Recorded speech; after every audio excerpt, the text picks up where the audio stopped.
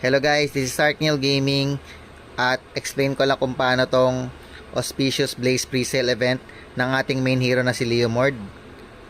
So para makakuha tayo ng maximum discount na 499 ng final price, 55% exclusive offer, ang kailangan mo lang gawin guys, bilhin tong 40 na dahil mo sa pre-order.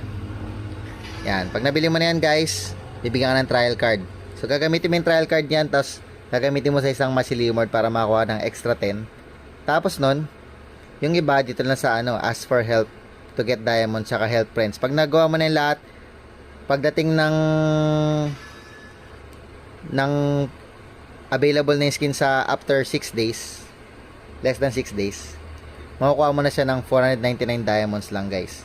So, kailangan mag-pre-order ka ngayon, magamit mo yung skin sa isang match para makuha mo yung maximum discount. Yun lang. Ganun lang kasimple. Napakaganda tong skin na to guys. At dahil mini hero natin to, kukunin natin to guys. Thank you for watching. Bye-bye.